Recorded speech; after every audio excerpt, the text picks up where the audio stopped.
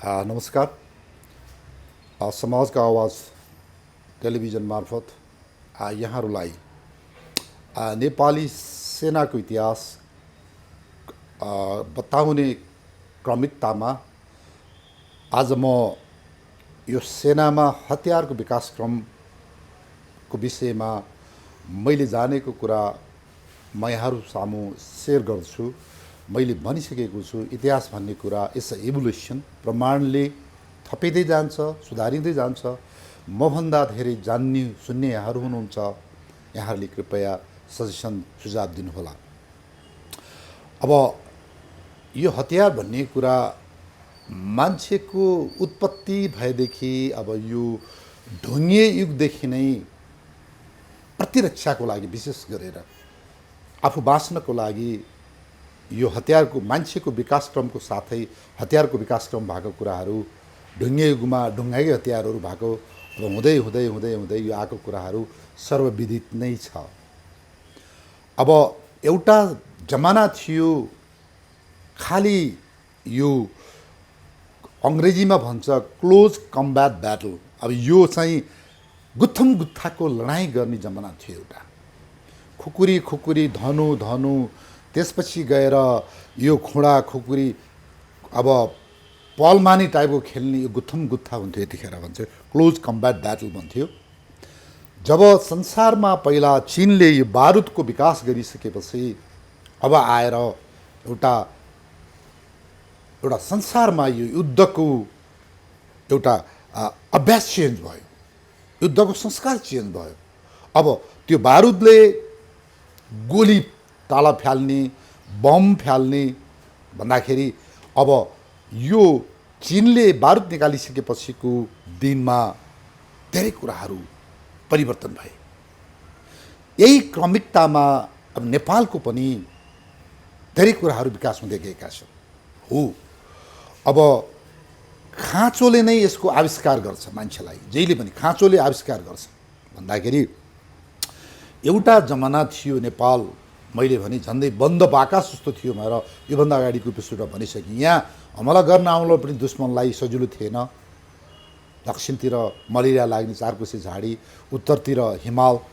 त्यसले गर्दाखेरि केही समय लडाइँ हुन्थ्यो, त्यसपछि वर्षमा झन्नै 9 महिना यहाँ लडाइँ हुने चान्सेसै थिएन। भन्दा यहाँ त्यति खाँचो पनि भएन यो नेपालमा। र यो आन्तरिक टुटे फुटेका नेपालहरूभित्र अब साधारण लडाइँ हुन्थ्यो। अब घरेलु हतियार, यो गुत्थम गुत्थापका लडाइँका हतियारहरू प्रयोग हुन्थ्यो। लडाइँ जित्थे, भगवान्लाई चाहिँ त्यसपछि देवी देवता इष्टदेवता कुलदेवतालाई बलि दिन्थ्यो अथवा गुठी राखिन्थ्यो। अब मलाई जिताइदियो भनिन्थ्यो। त्यसपछि फेरि आरामले बस्ने, फेरि अर्कोचोटि हमला होला भने खासै कल्पना पनि नगर्ने। अब युद्ध गर्न जानु पऱ्यो भने हामी खालि यो चाहिँ देवी देवतालाई भाकेर, हामी गुठी राखेर यो जित्यौँ भनेदेखि म यदि यो गर्छु त्यो गर्छु भन्ने त अस्तिसम्म पनि यो हाम्रो परम्परा थियो। यति मात्र होइन, यो पहिलो विश्वयुद्धमा चन्द्रशमशेरको पालामा फौज पठाउँदाखेरि त्यो समयमा उनको आदेशमा थुप्रै 20औँ 30औँ यहाँका गुम्बा मन्दिर देवी देवता पूर्वदेखि पश्चिमसम्ममा पूजा पहिला चढाएर मात्रै हामीले यो पल्टनहरू निकाल्ने चलन रहेछ। भन्दा मैले भने त्यतिखेर एउटा शक्ति, दैवी शक्तिको पनि हामी एउटा आड लिन्थ्यौँ। त्यसपछि लडाइँ सकिन्थ्यो। हामी देवी देवतालाई जितेपछि हामी अब उ गर्थ्यौँ, चढाउँथ्यौँ, जग्गा चढाउँथ्यौँ, अब पूजा चढाउँथ्यौँ। भन्दाखेरि यही प्रक्रियामा अलमोस्ट काठमाडौँ, यो नेपाल, काठमाडौँ नभनु नेपालका चाहिँ यो टुक्रेका नेपालहरूभित्र यस्तै यस्तै प्रक्रियाको थियो। जब अब मैले यो 2224मा म सबैको कुरा अहिले मैले भ्याउँदिनँ। फेरि पनि मैले यो नेपाली सेना जहाँबाट सुरु भयो 1616 साल विक्रम सम्वतको भाद्र महिनामा गोर्खाको लिलीकोटबाट सुरु भएको सेनाको विकासक्रममा हो, त्यतिखेर पनि द्रव्यशाहले पनि यो गुत्थम गुत्थामा प्रयोग गर्ने हतियार प्रयोग गरे। अब त्यसमा खुँडा खुकुरी भाला घुँयत्रो ढुङ्गा लडाउने यस्तै हो त्यतिखेरको चलनहरू। र त्यसो हुँदै हुँदै हो बन्दुक थिएन भन्ने कुरा होइन, बन्दुक थियो त्यतिखेर। म के कुराले यहाँ चाहिँ यहाँहरूलाई प्रमाण गर्न सक्छु भन्दा यो लमजुङको राज्य खडा भएको छ 1500 विक्रम सम्वतको 1530-40 होला। अब एक्ज्याक्टली अहिले मैले डेट भुलेँ। त्यतिखेर बनेको लमजुङको पुरानो कोट भन्ने डाँडाको किल्ला छ। त्यो किल्लामा तोप हान्ने फायरिङ बे पनि छ, त्यहाँ राइफल हान्ने फायरिङ बेजहरू पनि छ। डिफेन्सले कस्तो राम्रो किल्ला छ तुर्लुङ कोट।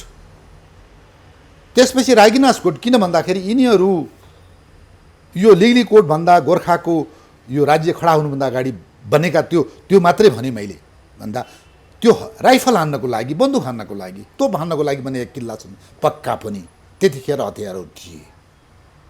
अब कस्ता किसिमका थिए मैले भन्न सक्दिनँ। हो लमजुङको कुरा गर्दा यो गोर्खाभन्दा पहिला तोप हुने पनि मैले पढेको छु चिजहरू तनहुँ गोर्खामा, के अरे लमजुङमा भन्दा। अब मैले लिगली कोटको त्यो कोट भनेको एउटा दरबार प्लस गढी किल्ला हो। त्यो अध्ययन गर्दा त्यहाँ पनि राइफल हान्ने छन्, त्यहाँ पनि तोप हान्ने छन्। त्यसपछि गोर्खा दरबारको हामीले हेर्दा यही किसिमले बनेका छन्। बेलकोट गढी मैले के भन्छु भने त्यतिखेर हतियारको विकास भइसकेका छन्।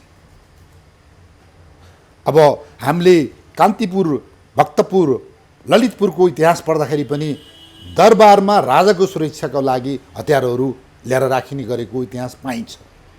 त्यो पाइन्छ। हो यति मात्रै हो कि सेना चाहिँ स्ट्यान्डिङ आर्मी, स्थायी आर्मी, यसरी ब्यारेक सिस्टमको सेना नहुँदाखेरि त्यतिखेरको तपाईँको संस्कार र प्रचलन अनुसार घर घरबाट व्यक्तिले आफ्नो हतियार ल्याउँथे भनेको गुत्थम गुत्थाको हतियारहरू, यो बन्दुकहरू होइन भन्दा त्यसले गर्दाखेरि राज्यलाई भार थिएन। अब त्यो दरबारलाई सुरक्षाको लागि माथि राखिन्थे बन्दुकहरू भन्दा। अब जब यो प्रक्रिया चाहिँ म गोर्खाबाट जब विभिन्न अब रामशाहले पनि यस्तै गुत्थम गुत्थाको हतियार प्रयोग गरेर उत्तरतिर तिब्बततिर पुगेको देखिन्छ कुकुरघाटसम्म। बिचमा अरू राजाहरूले पनि चाहिँ युद्ध गर्न निस्केको देखिन्छ। मकवानपुरको राजाको विरुद्धमा योभन्दा अगाडिको पुस्तकमा मैले बोलिसकेँ भन्दा राजा नरभूपाल शाहले पहिलाचोटि नुवाकोटमाथि हमला गर्छन्, असफल हुन्छन्।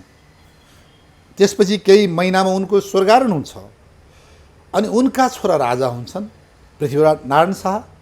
पृथ्वीनारायण शाह पनि तुरुन्तै बाउको चाहिँ बर्खान्ती सग्न साथै उनी हमला ठोकिहाल्छन्, हार्छन् नुवाकोटमाथि। अब उनको राम्रो बानी मैले के पाएँ भन्दाखेरि किन हारियो हाम्रो यो युद्ध, बाउले नि हारे मैले पनि हारी, के रहेछ भन्दा भाइ बारदार बसेर रिभ्यू द सिचुएसन भन्छ अहिलेको नयाँ हाम्रो टर्मिनोलोजीमा। उनले किन हारियो भन्दा हारिनको कारण हामीसँग कान्तिपुरको चाहिँ जस्तो हतियार रहन्छ, तालिम रहन्छ, हाम्रो युद्ध कलामा हामी इन्फेरियर भनेको कमजोर रहेछ।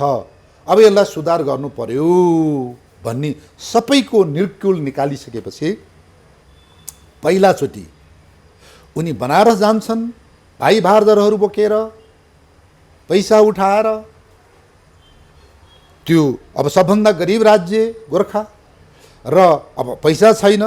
अब भाइ भारदार लगायत यो विषे नगरजी भनेको दमाई, विषे भनेको अब बिखे बिस्ने अब के हो त्यो, उनले मायाले भन्ने विषे भन्ने, उनको नाम विषे मात्रै नहुन सक्छ भन्दा नगरजी दमाईले उनले पाच्छ के भन्छन् भन्दाखेरि अब महाराज हाम्रो 12,000 घरधुरी छ, एक रुपियाँ सबैले हामी उ गरौँ, कन्ट्रिब्युट गरौँ र पैसा उठाउँ भनेपछि अब त्यही अनुसारको पैसाहरू सङ्कलन गरेर बनारस जान्छन्। बनारस गएर पृथ्वीनारायण शाहले विवाह गर्छन्, गोत्र परिवर्तन गर्छन्, हतियार किन्छन्।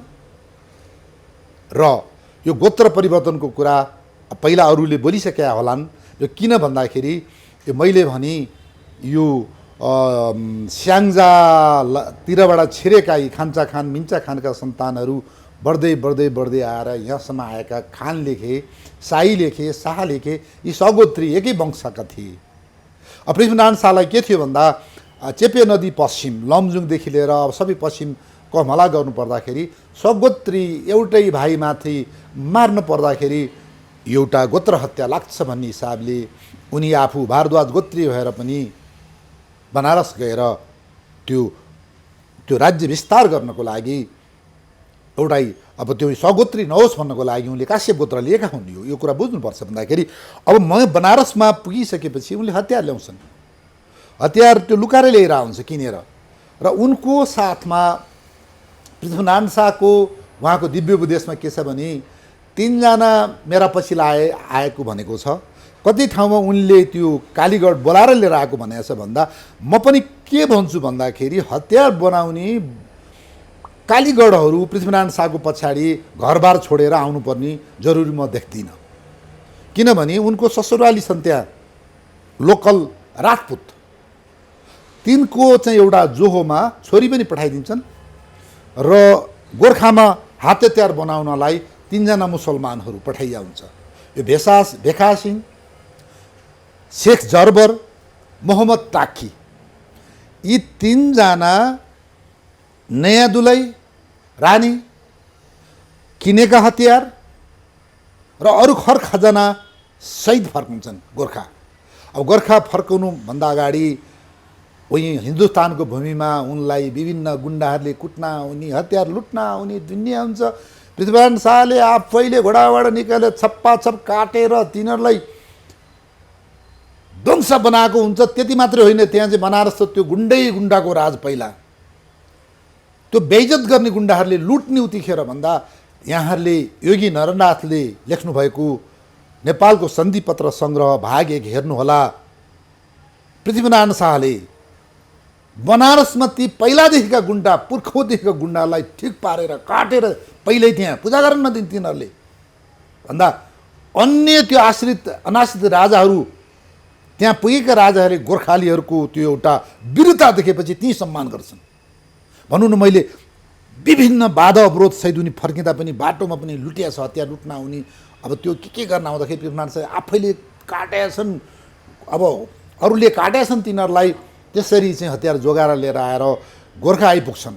गोर्खा आइसकेपछि 3 जना त्यो चाहिँ मुसलमानहरू भेखा सिंह, शेख जर्बर, मोहम्मद ताकीलाई अजिटनको दर्जा दिए भनेको छ। अजिटन भनेको यिनलाई करिब जमदार अहिलेको पदिक वर्ग भन्छौँ हामी, यो जमदार वारन्ट अफसर अङ्ग्रेजीमा यो दर्जा दिएको छ। अजिटन भनेको त्यो हो। दिएर गोर्खामा हात हतियारको कारखाना राखियो, त्यहाँ हात हतियार बारुद बनाउन सिकाइयो त्यहाँ। त्यसपछि हतियार चलाउन सिकाए तिनीहरूले। हेर्नुहोस् है, भन्दा नेपाल एकीकरणको सुरुवातमा विभिन्न हाम्रो यो जात जाति विभिन्न बाहुनले साइड निकालेका छन्। अब उतिखेर अहिले बोल्ने गरेका दलित, अब कामी, मैले अब यो समाजमा रहेको जातिलाई मैले शब्दलाई मैले टिपेको हुँ।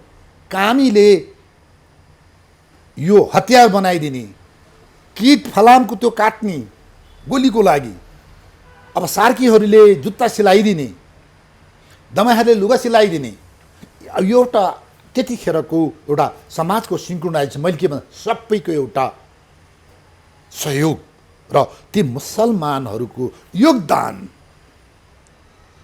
अतुलनीय छ। त्यसपछिको हाम्रो यो वेपनरी इभोल्युसनमा कति राम्रोसँग अगाडि बढेको छ।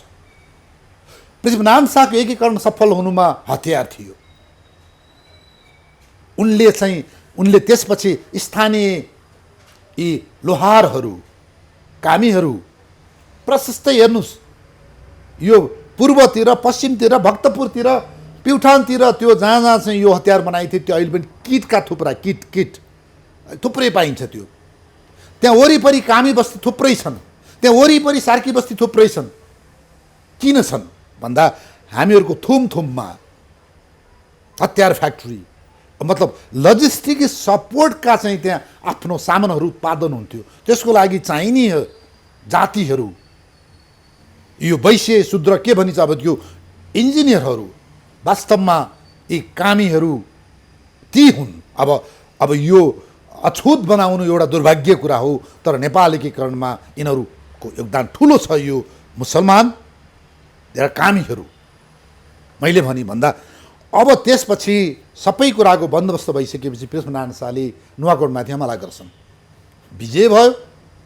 उनले लडाइँ हार्नुको कारण पत्ता लगाएर हमला गर्दाखेरि सफल भयो। हेर्नुहोस् कति राम्रो कमान्डर। मैले भन्छु Prithvinarayan Shah he was the military commander, not तपाईँको एउटा सत्ता शासन गर्न आएको एउटा व्यक्ति थिएन।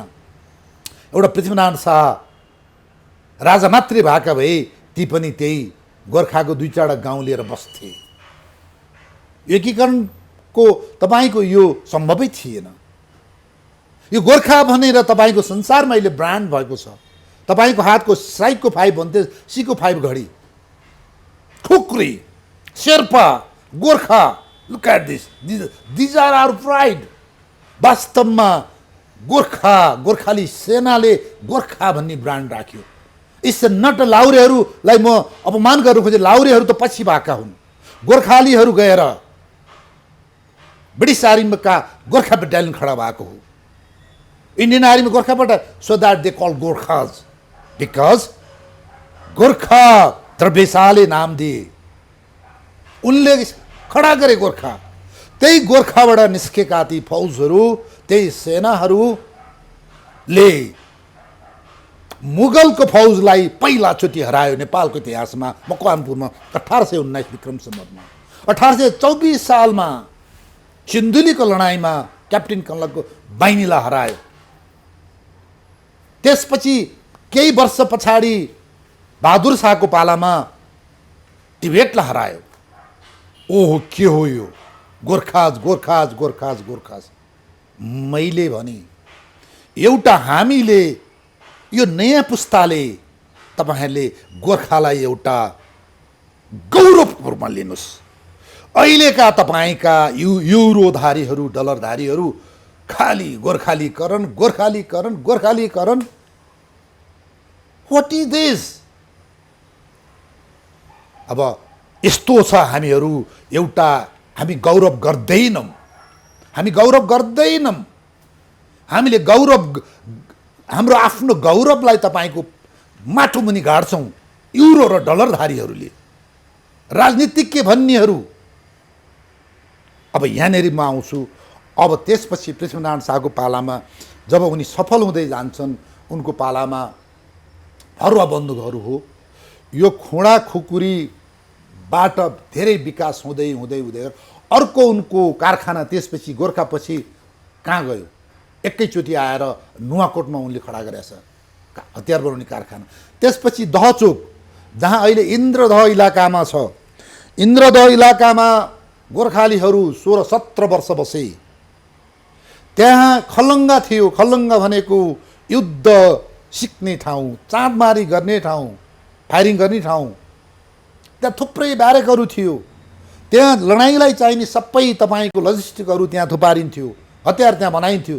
अहिले पनि नेपाली सेनाले यो दहचोक इलाकाको तल इन्द्रदह इलाकाको डाँडो छ, त्यहाँ विन्ध्यवासिनी मन्दिर छ। त्यहाँ पृथ्वीनारायण शाहले स्थापना गरेको मन्दिर छ। त्यहाँ त्यो डाँडामा जानुस्, त्यहाँ थुप्रै भत्केका ब्यारेकहरू छन्, त्यहाँ किल्लाहरू छन्, थुप्रै चिजहरू छन्। अब कसैले पनि हेर्दैन। 17-18 वर्ष त्यहाँ हतियार बने भन्दा अब यो यसरी यो एउटा हतियारको विकास हुँदै हुँदै गइसकेपछि जब 1819 मा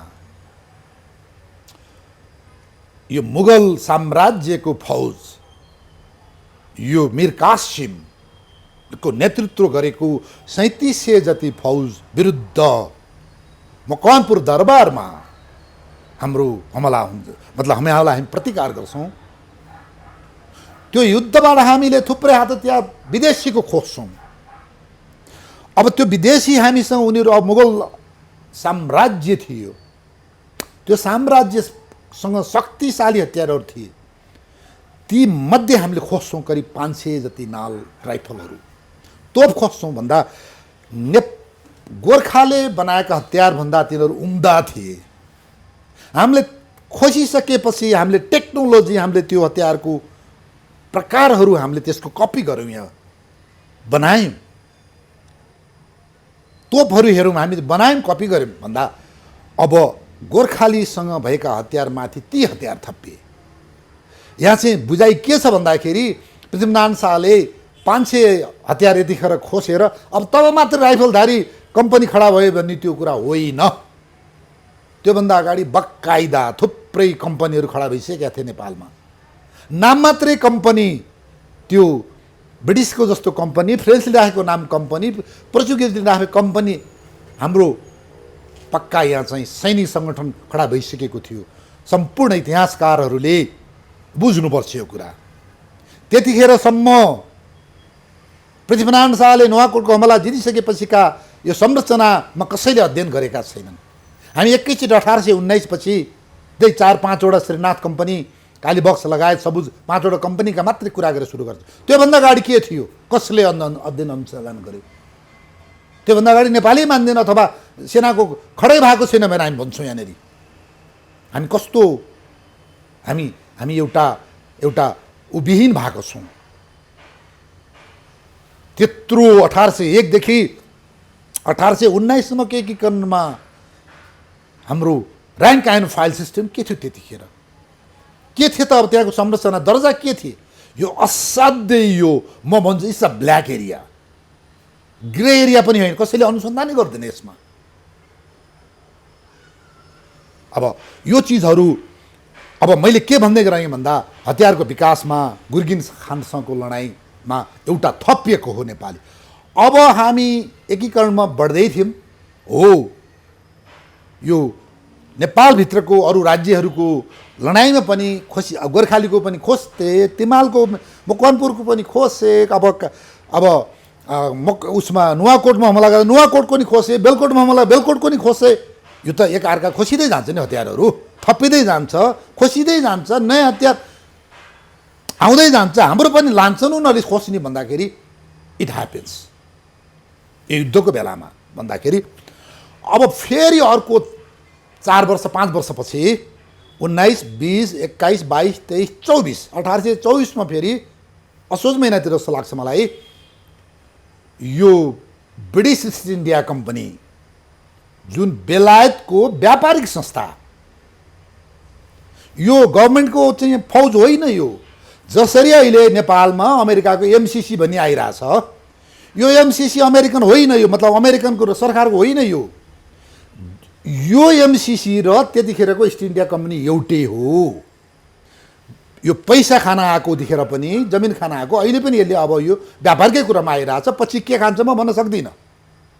व्यापारीहरूको संस्था हो यो। नेपालको बिजुली भारतले त्यो झोलामा खोला हालेर राखेको नदी नालाको बिजुली बनाएर सिधै भारत पुर्याइदिनलाई नेपालले केही पाउँदैन एमसिसीले बाटो। अब एमसिसीका पछि लाग्ने जुन ठेकदार छन् यहाँ, नेपाली काङ्ग्रेसका प्राज्ञ विज्ञ धेरै, देउबाजी लगायत, त्यसपछि यहाँ चाहिँ समाजका चाहिँ प्राज्ञ विज्ञ भनिएर यिनीहरूले पाउने भनेको कमिसन हो त्यो एमसिसीबाट। पछिसम्म यिनीहरूको लङ टर्म छोराको पालासम्म पाउन सक्छन्, तर नेपालीले पाउनु त केही पनि छैन यसमा। सिधै बिजुली उता जान्छ, एउटा गुन्द्रुकको भाउमा जान्छ भन्दा यो इस्ट इन्डिया कम्पनीको रूप हो अहिलेको एमसिसी। यो चाहिँ यति बुझ्य हुन्छ अहिले, एउटा व्यापारी संस्थाको लागि नेपाल मरिरहेछ। नेपालको संसद लागिरहेछ त्यो पास गर्नलाई, प्रधानमन्त्री लागिरहेछ एउटा व्यापारी संस्थालाई। हेर्नुहोस् है त, यही कुराको बुद्धि नजानेर देखेर इन्डिया खप्तै खाए। यस्तै अहिलेका जस्ता हाम्रा प्रधानमन्त्री, हाम्रा यस्तै प्राज्ञ विज्ञ पढेका यी चाहिँ हरूका जस्ताले गर्दा इन्डिया त्यो एउटा व्यापारी संस्थाको तपाईँको चाहिँ त्यो मुलाहिजामा फसेर इन्डिया गएको हो नि त। मुगल साम्राज्य यस्तै गएको, हाम्रो यस्तै पढे लेखेकाहरू र यस्तै मन्त्री भारत गरेर गएको हो नि त। त्यतिखेर पनि खत्तै खाइदियो नि त इन्डिया, इस्ट इन्डिया कम्पनीले हो। त्यही इस्ट इन्डिया कम्पनीको फौज कान्तिपुरको राजा जयप्रकाशले बोलाएपछि, गोर्खालीको विरुद्ध लड्न बोलाएपछि तिनलाई प्रतिवाद गरेर फेरि पृथ्वीनारायण शाहले प्रतिवाद गरे हमला गरेपछि तिनलाई ठोकिन्छ, मारिन्छ। अब इतिहासले 1700 जति मारे भनेको छ एक ब्रिगेड आएकोमा, त्यसलाई मैले पत्याउन सकिनँ। मैले सिन्धुलीगढीबाट, सिन्धुली माडी भनेको बजारदेखि सिन्धुलीगढीको डाँडोसम्मको मैले 3-4 चोटि मैले मेजर हुँदा त मैले अध्ययन गर्दा भारी बोकेरै म त्यतिखेर बाटो थिएन, गाडीको बाटो थिएन। मैले त्यो 9-10-12 केजीको भारी बोक्दाखेरि मैले हिँडेँ अध्ययनको लागि। त्यहाँ कति टाइम लाग्दो रहेछ उकालो जाने बेलामा, मैले हेरेँ, हिँडेँ। र त्यो स्थलगत अध्ययन गर्दाखेरि त्यति मान्छे मार्न सकिँदैन। एक ब्रिगेड हिँडे पनि मुसे तातीमा मार्छ, हिँड्नुपर्छ। त्यसपछि त्यो डाँडा खाँडाले प्लन्जिङ फायर हुन्छ, त्यो डाँडो काँडामा त हानेको गोलीले अन्त्य जान्छ, मान्छेलाई लाग्दैन। यो आदि इत्यादि कारण हेर्दाखेरि, किनभने मुसे तातीमा हान्नलाई अप्ठ्यारो हुन्छ, सबै थाहा छ गोली चलाउनेलाई। त्यसले गर्दाखेरि मलाई लाग्छ 400 देखि 300-400 जति मान्छे म्याक्सिमम मर्याउन सक्छ यो। अब हाम्रो इतिहासहरू धेरै नै हामीले यो फ्याब्रिकेसन गरेको इतिहासहरू छ हाम्रो नेपालमा। त्यही युद्धमा हो अरिगाल र बच्चु लगायो नेपाल गोर्खालीले, अङ्ग्रेजलाई टोकायो भनेर। अब यो पनि कहानी छ, हेर्नुहोस्। यो कुरामा नपत्याउनु होला, यो हुँदै होइन। अरिगाल र बच्चुले तपाईँले परेड खेलाएका गोडाफाट सत्र गर्दैन, त्यसलाई गोलामा हान्नु पनि पहिला तपाईँलाई टोकेर मार्छ। यो चाहिँ कविहरूले, कथा लेख्नेहरूले एउटा अल्टरनेसनल भनौँ न, एउटा राष्ट्रवादी उग्र राष्ट्रवाद देखाउनलाई लेखेका कुराहरू हुन्। यो कुनै हालतमा होइन, यो चिजहरू यो होइन भन्दा अब यसमा हामीले जितिसकेपछि यसमा पनि मलाई लाग्छ घट्टीमा 200-400 नाल हतियार हामीले खस्यौँ, त्यसमा कुनै शङ्कै छैन। मिनिमम 400-500 नाल, ल त्यति खोजिसकेपछि अब त्यो अलि राम्रा, अलि चाहिँ यो मच मोर मोडर्नाइज वेपन्सहरू थियो, किनभने ब्रिटिसहरूको त्यो खोस्यौँ हामीले।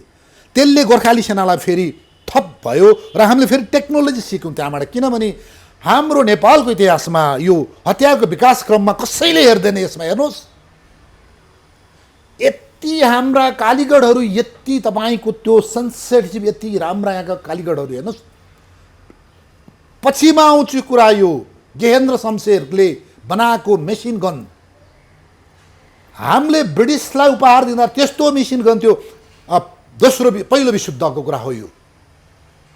पहिलो विश्वयुद्धमा चन्द्र शमशेरले दिएको छन् 30वटा 32वटा कति दिएका छन् उपहार, हामीले पैसा दिएका छौँ भन्दाखेरि त्यो मेसिन गन युरोपमा पुग्दाखेरि युरोपियनहरू अहिले जिब्रो काटेर भइरहेको छ। जर्मनी जिब्रो काट्यो ल, र अहिले त्यो मेसिन गन हामीले बेच्यौँ।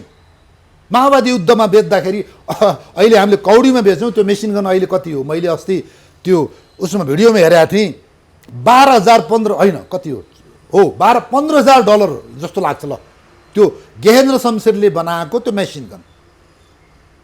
मैले भने के भन्दा त्यो मेसिन गन युरोपमा बनाएर हिँड्छ त्यतिखेर, त्यो लेखेको छु यो चिजहरू भन्दा त्यति राम्रा हाम्रा कालीगढ थिए। देख्यो कि कपी गरिहाल्ने भन्दा अब त्यो क्याप्टेन किनलकसँगको सिन्धुलीको युद्धले हामीलाई अर्को इभोल्युसन ल्यायो हतियारको चाहिँ विकास क्रममा।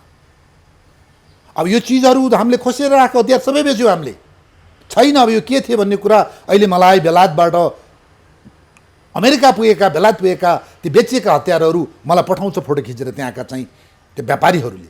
प्रेम यो के लेखेको, सबै हाम्रो चाहिँ नेपालीमा लेखेको छ। त्यो म्यानुफ्याक्चरिङ डेट लेखेको छ, देउताको नाम लेखेको छ, पल्टनको नाम लेखेको हुँदो रहेछ, लट नम्बर के लेखेको हुँदो रहेछ भन्दाखेरि थुप्रै अहिले जुन चाहिँ त्यो आइएमएलाई बेचिएको छ हतियारधारीहरूले, मतलब युहरूले सबै मलाई सोचिरहेछन् भन्दा हेर्नुहोस्, हामीहरू यति हिराको एउटा इतिहास, हामी हिरा जडित इतिहास भएको हाम्रो एउटा सेना यो हतियारको विकास क्रममा अहिले छैन, हामीसँग केही पनि छैन।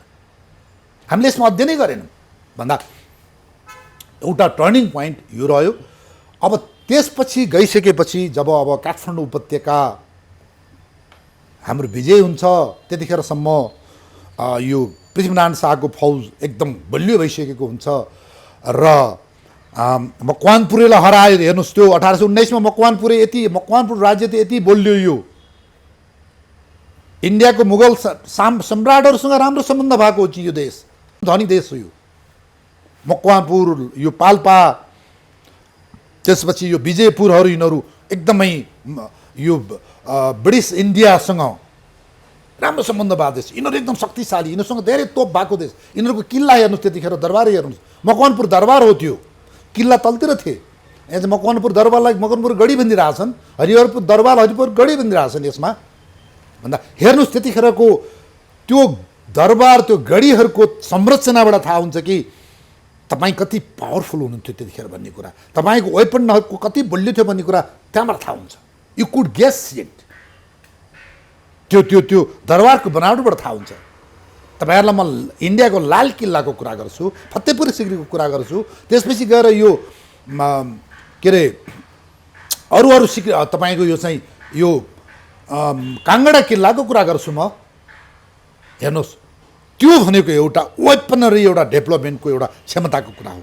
भन्दा अब आएर पृथ्वीनारायण शाहको स्वर्गारोहणपछि प्रताप सिंह शाहको पालामा पनि रानी राजेन्द्र लक्ष्मीले यो एकीकरण अभियानलाई अगाडि बढाएको हुन्छन्। अब उनको पालामा पनि यो हात हतियारलाई विकास गरौँ भन्ने भावना पक्कै थियो।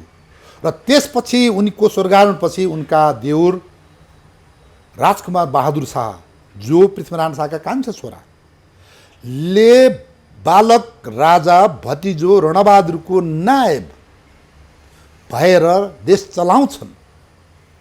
र उनको पालामा उनले फ्रान्सबाट कालीगढ झिकाउँछन् र धेरै तोपहरू बन्यो नेपालमा। तोपहरू धेरै, उनको पालामा धेरै विकास भयो, तोपहरू राइफलहरू धेरै बन्यो।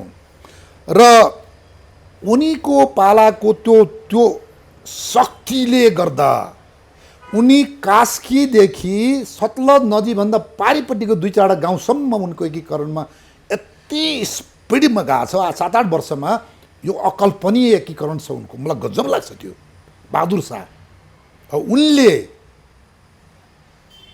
जितेको राज्यहरूलाई राजालाई छोडिदिए, तर के भन्दा नेपालको नेम कानुन, नुन भनेको संवैधानिक नुन हो, खानी गरेर छोडिदिए राजाहरूलाई।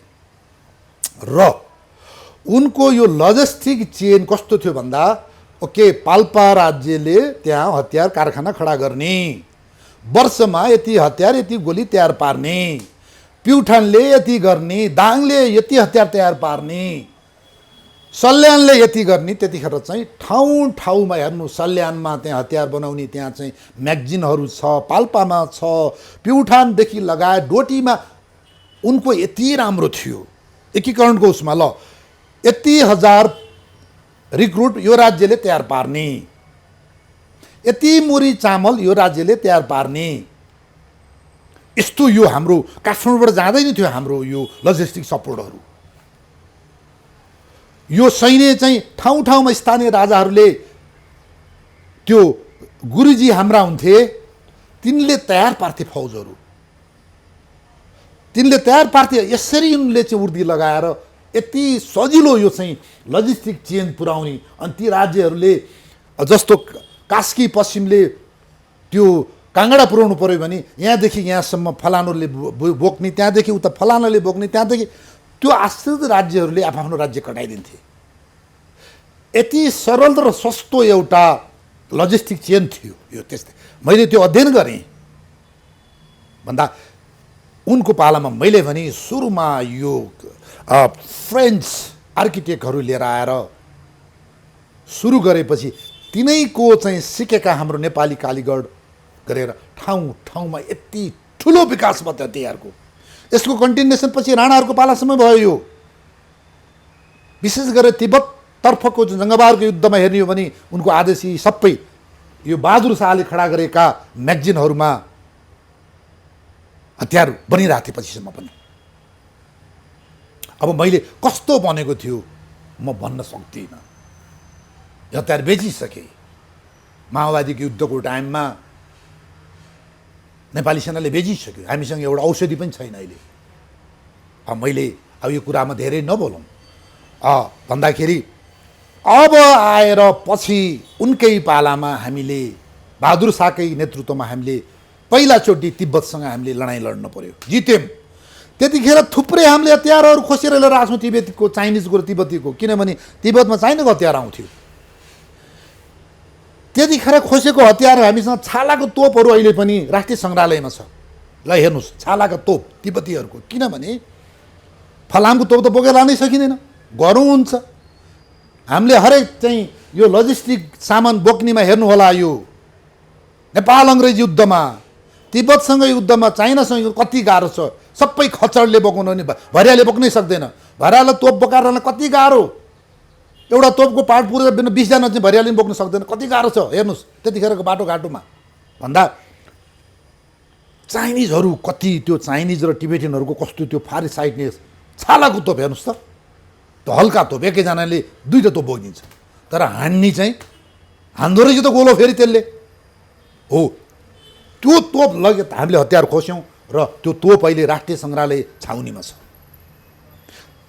त्यताबाट हाम्रो अर्को टेक्नोलोजी सिक्यौँ हामीले, टिबेटनहरूको हतियार लिएर आयौँ हामीले। त्यसपछि अर्को वर्ष फेरि तिब्बत र फेरि चाइनासँग हाम्रो युद्ध भयो। यो युद्ध हामीलाई हाम्रो पक्षमा रहेन। यद्यपि हामीले चाइनिजहरूको हतियार देख्यौँ। हामीले बेत्रावती समय आइपुग्दा हाम्रो सन्धि सुलह हुँदाखेरि हामीले हतियार देख्यौँ। त्यतिखेरको पनि हामीसँग केही एक्सचेन्ज भएको हतियारहरू मैले देखेको थिएँ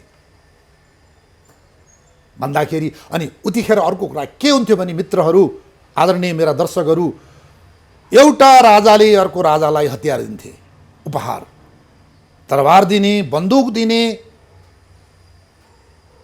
यो यो यो भारतका चाहिँ हिन्दुस्तानका राजाले नेपालको राजालाई पिस्तोल अब पठाइदिने, यताबाट के पठाइदिने, त्यति महत्त्व रहन्थ्यो। त्यहाँबाट नै हामीले एउटा टेक्नोलोजी हामी सिक्न सक्थ्यौँ। अब त्यो त्यो त्यो त्यो एउटा प्रविधि सिक्नको लागि भन्दा अब म अहिलेसम्म के आएँ भन्दा हामी चाइनासँगको लडाइँमा पुगिसक्यौँ। हामीले मुगलको हतियारको पनि हामीले कपी गऱ्यौँ, किनकि मुगलको त कालीगढै आथे पृथ्वीनाथले लिएर आएको थिए। त्यसपछि गएर हामीले ब्रिटिस इस्ट इन्डिया कम्पनीको पनि हामीले चाहिँ कपी गऱ्यौँ, हतियार ल्यायौँ। टिबेटको कपी गऱ्यौँ, चाइनिजहरूको हामीले देख्यौँ। अब आइसकेपछि अब जब हाम्रो एकीकरणको पिकमा थियो, हामीसँग चाइनासँग युद्ध भयो र पछि बहादुर शाहलाई पनि जेलमा राखिन्छ, मार्छन्, मरिन्छन्, यिनी मारिदिन्छन्। मारिसकेपछि राजा गिर्वाण युद्ध विक्रम शाहको पालामा अब भीमसेन थापा पावरफुल हुन्छन्। उनी आइसकेपछि त्यतिखेरको माहौलमा उनको एक छत्र हुन्छ, करिब 93जना मान्छे मारिन्छन्, काटिन्छन् त्यो त्यो त्यो पर्वमा। र अब पुराना भाइ बहादुर सब मर्छन्, काटिन्छन्। एउटा सिस्टम, एउटा एउटा जेनेरेसन त्यहाँ लोप हुन्छ नेपालको इतिहासमा। त्यसपछि भर्खर पलाएका, भर्खर काजी भएका, भर्खर शक्तिमा आएका भीमसेन थापाको एउटा जेनेरेसन सुरु हुन्छ। र अब अलिकति एकीकरण हुन्छ नेपालमा भने मतलब हामी काङ्गडा इलाकासम्म पुग्छौँ। र भीमसेन थापाले पनि फ्रान्सबाट त्यही कालीगढहरू मगाएर उनले हतियारको विकास गरेका छन्। हेर्नुहोस्, स्वयम्भू बारुदखाना अहिले जहाँ छ त्यो भीमसेन थापाको पालामा फ्रान्सहरूको कालीगढहरू आइदिएर बनाइदिएको त्यो स्वयम्भू बारुद कारखाना हो, अहिले पनि छ। त्यसपछि गएर बालजुमा पानीबाट चल्ने यान्त्रिक तपाईँको राइफलहरू बन्थ्यो, त्यो फ्रेन्चहरूले खडा गरिदिएको थियो। त्यो घट्ट मदानी घुमाउने जुन एउटा त्यो टेक्नोलोजीबाट हतियार बन्थ्यो, त्यो भीमसेन थापाको पालामा बनेको थियो। थिमी गट्ठाघर भीमसेन थापाकै पालामा खडा भएको गट्ठाघर हो त्यो। उनले थिमीबाट यतापट्टि भक्तपुर साइडमा मलाई लाग्छ बोडे इलाका हो जोस, त्यहाँ पनि उनले हतियार कारखाना खडा गरेर त्यो अहिलेसम्म पनि छ। त्यो हतियारको त्यहाँ मान्छेले अहिले पनि छ त्यहाँ, त्यो के भन्छ म्यागजिन, थिमी के म्यागजिन भन्ने अहिले पनि छ त्यहाँ, इतिहासमा पाइन्छ भन्दा उनले खडा गरे। मैले योभन्दा अगाडि एपिसोडमा बोलिसकेँ, छाउनीको सैनिक जङ्गी अड्डा जुन अहिले राष्ट्रिय सङ्ग्रहालय छ उनले खडा गरे, ब्यारेक सिस्टम खडा गरे, त्यहाँ उनकै पालामा खडा भयो। फ्रान्सको जस्तो जर्नेली लुगा, सिपाही हलदार जमदारका लुगा उनले खडा गरे, उनकै पालामा भएको।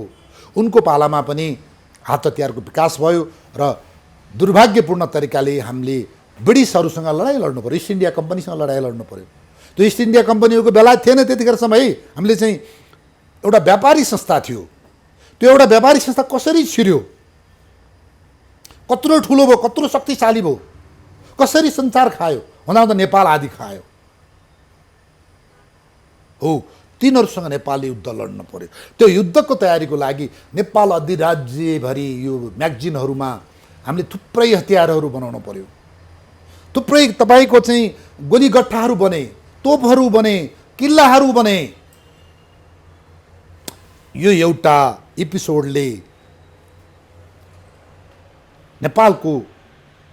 नेपाली सेनाको हतियार विकासक्रममा ठुलो एउटा छलाङ मारेको छ। ती हतियार कस्ता थिए छैनन् हामीसँग। अब अलिअलि होला त्यो राष्ट्रिय सङ्ग्रहालयका चाहिँ हतियार बेच्न भ्याएको छैन जस्तो लाग्छ मलाई। त्यहाँ मैले 200-300 जति नाल राइफल मैले देखेको थिएँ, पुरानो यो चाहिँ यो उतिखेरकै हामीले चाहिँ अङ्ग्रेज युद्धको पालामा लडेका हतियारहरू, त्यो उहरू छ, झोला पाउजहरू सबै मैले देखेको थिएँ। अब आई डोन्ट नो अब अहिले के छ, यो 62-63 त्यो कुरा हो यो। अब आएर त्यसपछिको अर्को एपिसोड भनेको जङ्गबहादुर राणा शक्तिमा आएपछि 1903 सालपछिका कुराहरूमा उनी बेलायतको भ्रमण गर्छन्। उनको सोखै बन्दुक र फौज हो। विपिन थापाको सोख नै उसको चाहिँ हब्बी नै त्यो बन्दुक कलेक्सन गर्ने अनि फौजको परेड हेर्ने, घोडा चढी। एउटा मान्छेको त्यो एउटा पन, पृथ्वीनारायण शाहको यस्तै पन थियो, उसको बहादुर शाहको यस्तै पन थियो, जङ्गबहादुरको त्यही पन थियो। तपाईँमा जब आत्मामा तपाईँको सिपाहीपन बिउजेर आएको हुन्छ अनि तपाईँलाई त्यो घोडा चढ्न मन लाग्छ, चाँदबारी हान्न मन लाग्छ, लड्न मन लाग्छ, त्यो हो नि त। त्यो यहाँ वर्दी लगाएर त्यो झप्पै लगाएर त्यसले इट डज नथिङ। हेर्नुहोस्, समय समयमा जन्मेका पुरुषहरू यही कारणले महान हुन्छन्, यिनीहरूले महान काम गर्छन्। र अब जङ्गबहादुरले बेलायत देखे, फ्रान्स देखे, अब इजिप्टका त्यहाँ के पासासँग भेटे सबै सेना हेरेका छन्। उनले हतियारका स्याम्पलहरू लिएर आएका छन्, नेपालमा बनाउन लगाएका छन्। र त्योभन्दा उनी त्यसपछि तिब्बतसँगको अन्तिम युद्ध लड्नु पर्यो। भयङ्कर तपाईँको हतियारहरू बनाउन लागेका छ नेपालमा। विभिन्न म्यागजिनहरूलाई आदेश दिएको छ।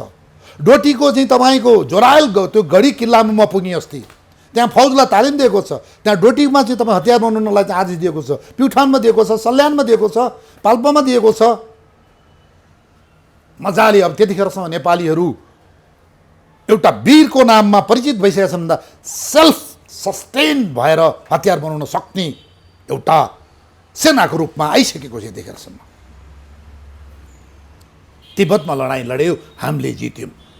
जङ्गबहादुर आफैले गएर लडे। नेपालको इतिहासमा बालवाला जनरल तपाईँको प्रधानमन्त्री तिब्बतमा गएर लडाइँ लडे।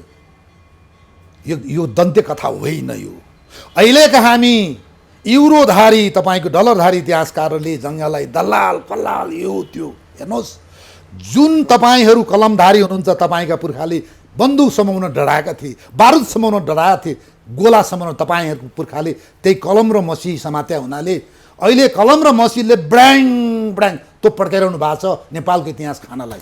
तपाईँहरू अहिले सिक्नुहोस्, छोरालाई पठाउनुहोस् सेनामा, बन्दुक पड्काउन सिकाउनुहोस्, कति चाहिँ गाह्रो रहेछ। बम बारुद पड्काउन पठाउनुहोस्, त्यहाँबाट थाहा हुन्छ सिपाही हुन कतिको दुःख हुँदो रहेछ, कतिको तपाईँको ज्यान जोखिममा छ। कलम र मसी पड्काउनेहरूले अहिले देशमा चाहिँ तपाईँको युद्ध गरिरहेछन्, संस्कार संस्कृति पड्काइरहेछन् यिनीहरूले। हेर्नुहोस्, अर्को टर्निङ पोइन्ट भनेको त्यही जङ्गबहादुरको पालामा भारतमा भएको सिपाही विद्रोह भन्छौँ हामीले, ब्रिटिसले त्यो भन्छ। त्यसमा हामीले 14-15 हजार फौज पठायौँ, त्यहाँ लड्यौँ। त्यसपछि हामीलाई हतियार हामीलाई सहयोग गरेछ उताबाट फर्किने बेलामा।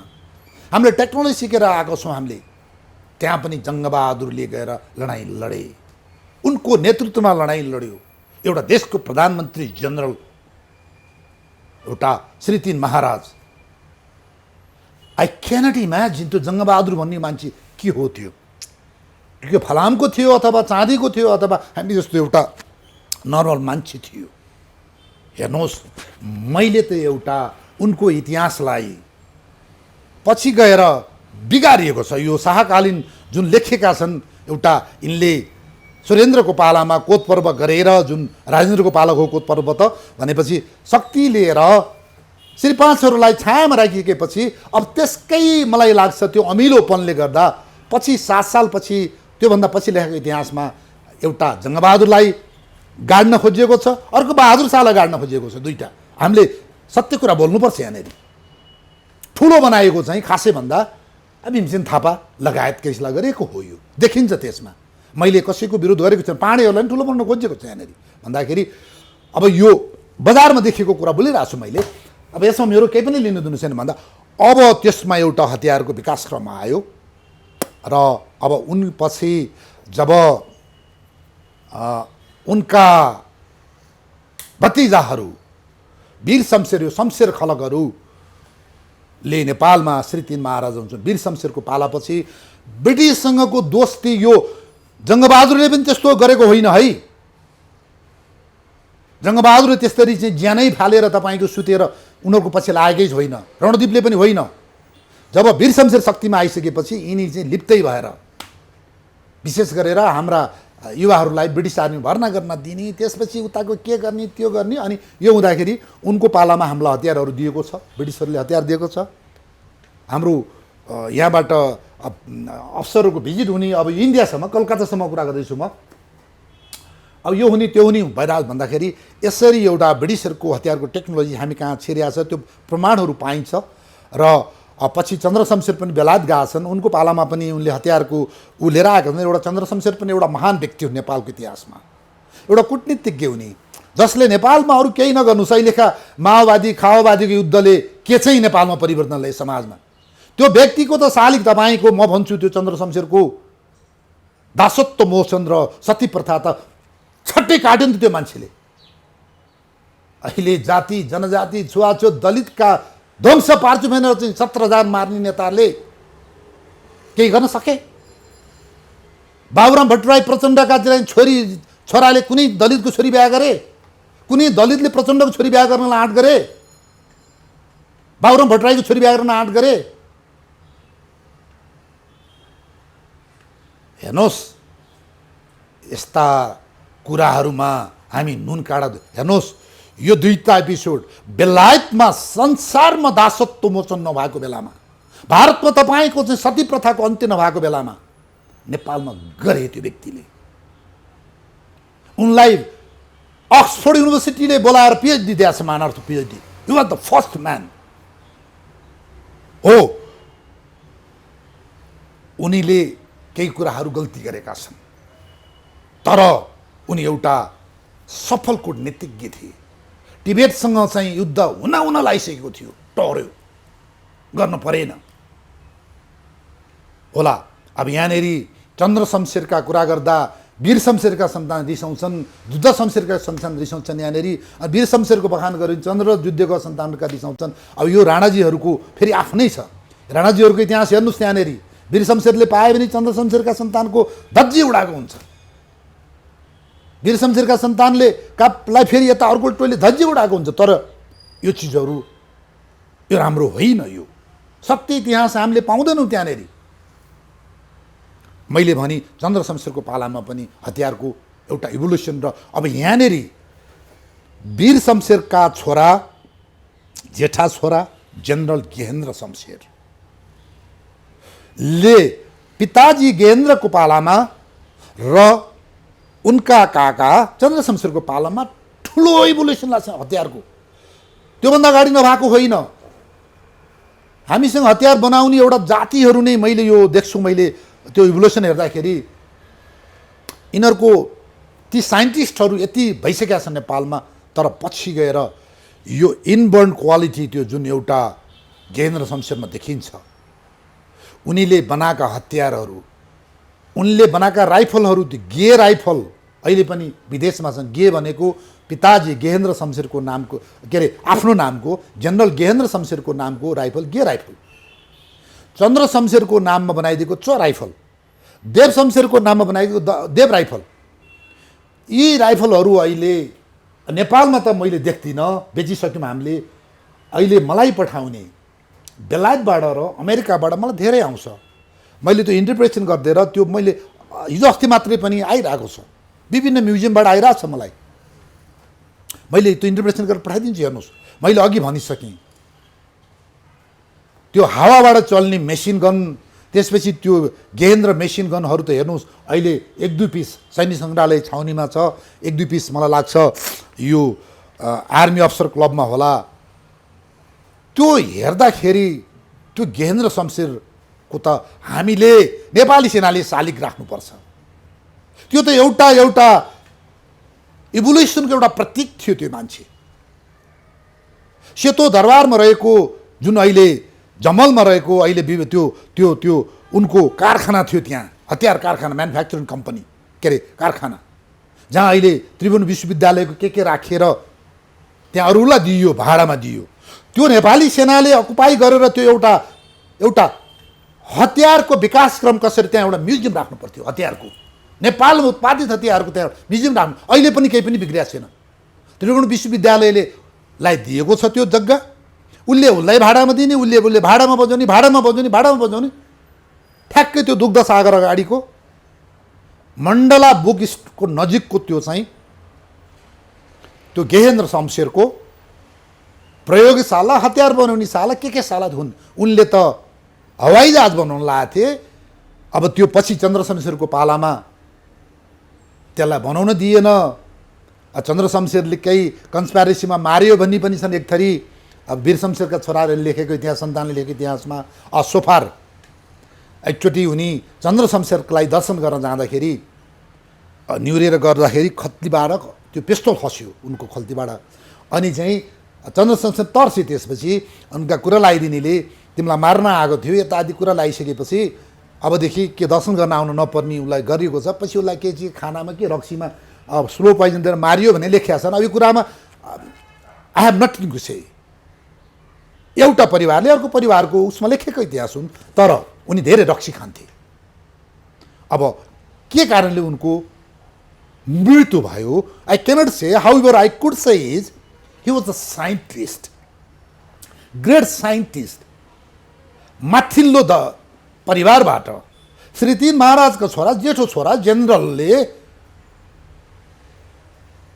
एउटा weaponry scientist, he was that Gehendra Shamsher, general Gehendra Shamsher. Nepal आर्मीले सम्झिनुपर्छ उसलाई, उहाँलाई। मैले त लेखिदिएको छु, सङ्ग्रहालयमा फोटो राखिदिएको छु, मैले लेखेको किताबमा उहाँलाई लेखिदिएको छु, मैले सम्मान गरेको छु। अब आए त्यसपछिका दिनहरूमा मैले भनिसकेँ, हामीहरू पहिलो विश्वयुद्धमा गयौँ। हतियारको हामीलाई ब्रिटिसले मोडर्नाइज गरिदिएको छ, तालिममा मोडर्नाइज गरिदिएको छ हामीलाई यहाँबाट यो हतियार तालिममा पठाइएको छ। युद्धकाला तालिममा हामीले चाहिँ यहाँबाट फौज पठाउनु पहिला हामीले चाहिँ उता पठाइएको छ, इन्डिया पठाइएको छ। त्यसपछि हामीले त्यहाँ पनि हतियारको आदान प्रदान भएको छ। हो, मैले भनिसकेँ पहिलो विश्वयुद्धमा नेपालले 30वटा मेसिन गन दिएको छ, कति लाख पैसा दिएको छ, यो काठहरू दिएको छ। नेपाल त्यस्तो चाहिँ अहिले यो मागी खाने, दार गिचाउने, एमसिजीको पछाडि रोएर हिँड्ने थिएन नेपाल। त्यसपछि गएर हाम्रो सेकेन्ड वर्ल्ड वारमा युद्ध शमशेरको पालामा त्यतिखेर नै हाम्रो हतियारको नेपालमा बनेका छन् हतियारहरू। हामीले उता दिएको छौँ, उताबाट हामीले लिएका छौँ। युद्ध शमशेरको पालामा भैँचालो गयो। भैँचालोमा चाहिँ ब्रिटिसले सबैले हामी पैसा दिन्छौँ भन्दा हट, हामी अर्को दान लिँदैनौँ, हामी आफैबाट पुण्य गर्छौँ। हेर्नुहोस् त, आफ्नै पैसा खर्च गरेर डिजास्टर म्यानेजमेन्ट भयो, तपाईँको रेस्क्यु, रिलिफ, रिकन्स्ट्रक्सन सबै कुराहरू पाए। जनताले दिएको तपाईँको ऋण मिना गरे युद्ध शमशेरले। त्यो एउटा इज्जत भएका थिए नि त नेपालीहरू। तर के ती पढ्या थिएनन्। अहिले यस्ता पिएचडी धारीहरू अमेरिकाबाट पढेर आयो, अमेरिकैकै दलाल, बेलायतबाट बेलायतकै दलाल, डिफाइडकै दलाल, चाइनाबाट आयो चाइनाकै दलाल। मेरो नेपाल भन्ने कोही छैन, केही व्यक्ति बाहेक। हो, यसले गर्दाखेरि अहिले हामी केही पनि छैनौँ।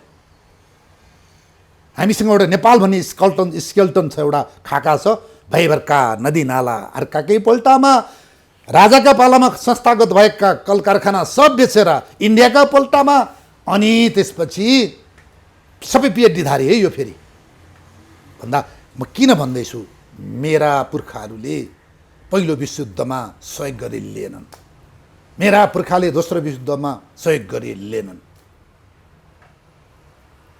अब आयो त्यसपछिका दिनहरूमा, अब यो 2009 सालमा इन्डियन आर्मी आयो नेपालमा, त्यसले पनि अलिकति हतियारमा, इन्डियनहरूको हतियारमा हामीलाई दिएको छ।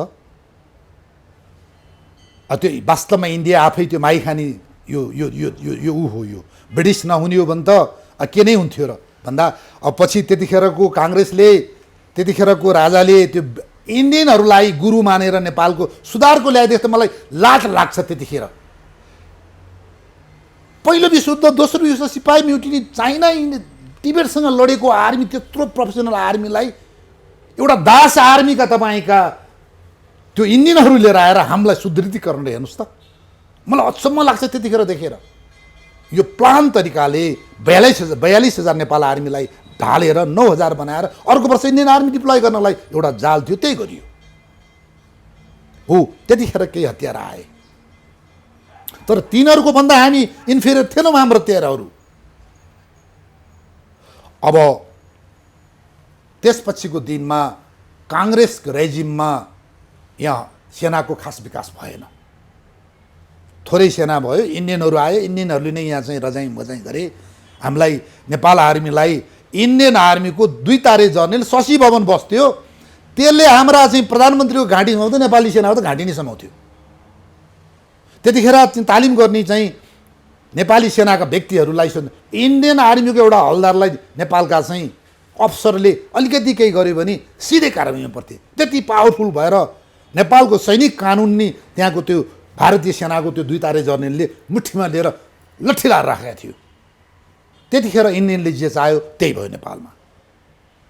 त्यसकै प्रशासनै भयो, तपाईँको राजनीति भयो भने अब सेनाको त कुरा छोडिदिनुहोस्, इन्डियनै आएर यहाँ चाहिँ गभर्न गरेको हो।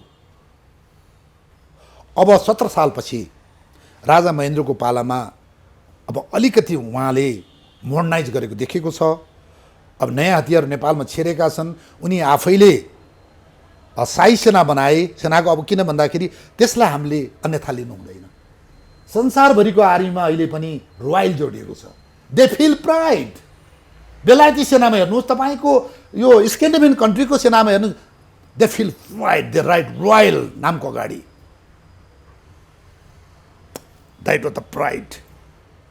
अब वी लस्ट इट।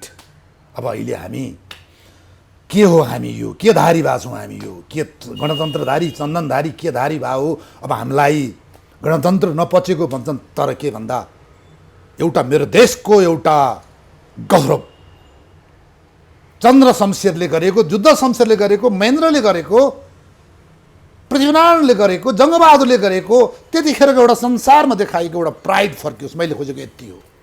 तपाईँ विखेनगरजी आउनुहोस्, अथवा तपाईँ त्यो मिन विश्वकर्माजी भन्ने आउनुहोस्, अथवा तपाईँ के नेपाली आउनुहोस्, आई एक्सेप्ट इट, तर देशको एउटा इज्जत नबेचिदिनुहोस्, यति मात्रै मेरो आग्रह हो यो।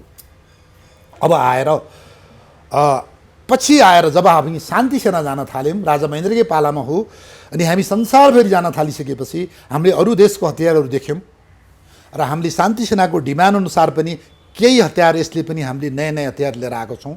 त्यसपछि गएर राजा महेन्द्रकै पालामा यो इजरायलको सेनाको निमन्त्रणामा नेपालमा प्यारा तालिम गराइयो। नेपाली फौज 2022 सालमा नेपाली फौजलाई उतालेर गराइयो। उसको सहयोगमा नेपालमा छाताधारी फौजको स्थापना भएपछि इजरायलमा बनेका हतियारहरूले यहाँ चाहिँ फौजहरू खडा भए। ती एउटा नयाँ हतियार आए। त्यसपछि धेरै पछिको एउटा इभोल्युसन हो त्यो फेरि।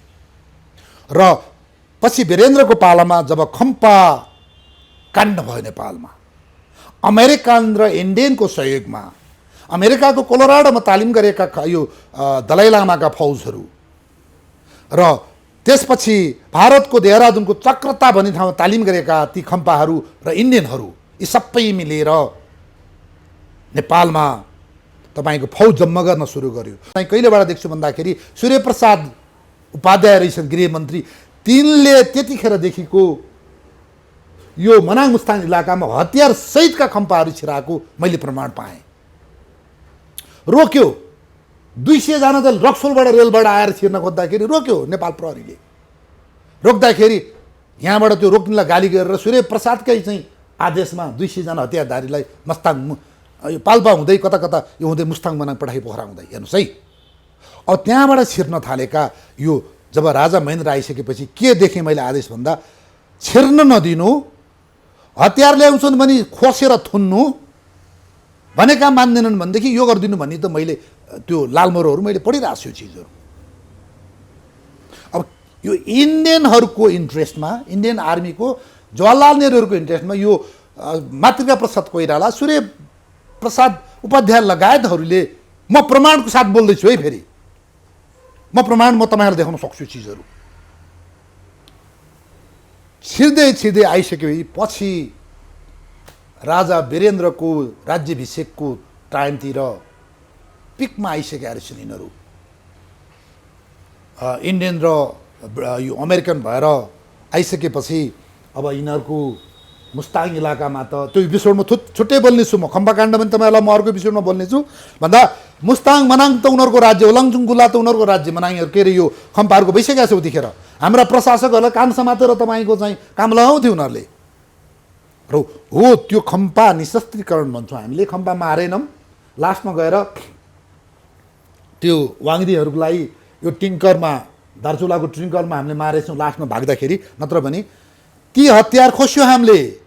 ती हतियारहरू अहिले पनि आर्मीसँग छ, केही सैनिक सङ्ग्रहालयमा छन्। नेपालमा अहिलेसम्म नआएको हतियारहरू त्यहाँ देखियो। अमेरिकामा बनेका लेटेस्ट हतियारहरू त्यो देखिसकेपछि नेपाली सेनाले पनि ती हतियार केही अब प्रयोगमा गरेको छ, राखेको छ। त्यही अनुसारको हामीले खरिद पनि, मैले के भन्दा देखेपछि मान्छेको आशा हुन्छ, भने मतलब लिनलाई तपाईँको चाहना हुन्छ भन्दाखेरि त्यो एउटा खम्पा काण्डले एउटा टर्निङ पोइन्ट ल्याएको छ नेपालको हतियारको चाहिँ एउटा विकासमा। अब आएर पछि राजा वीरेन्द्रको पालामा अब यो हामीले अब यो हतियारहरू हामीले विदेशबाट, अरू देशबाट, अमेरिकाबाट ल्याउने अथवा अरू युरोपियन कन्ट्रीबाट ल्याउने, इन्डियाबाट ल्याउने कामहरू भएर फाइनली गएर 2000 कति साल यो 1990लाई कति भन्यो, 46 साल, 45 सालमा हामीले चाइनाबाट चाइनिज हतियार ल्यायौँ। चाइनिज हतियारको कारणले इन्डियाले नाकाबन्दी लायो, देशमा राजतन्त्रको ठाउँमा अब त्यो आयो, के अरे बौद्धल आयो, र त्यो चाइनिज हतियारले एउटा ठुलो एउटा देशको सत्तै परिवर्तन गराइदिएछ।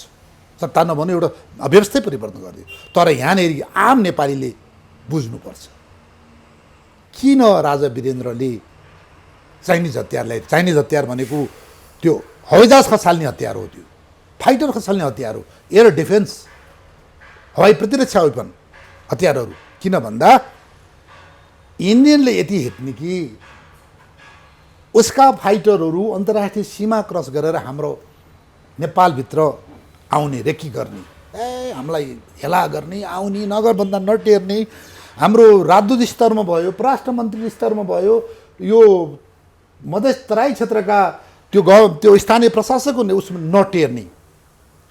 सोफार मलाई बताइए अनुसार एउटा धनगढी हो कि महेन्द्रनगरको एउटा राजा वीरेन्द्रको सुदूरपश्चिमको एउटा भ्रमणको सिलसिलामा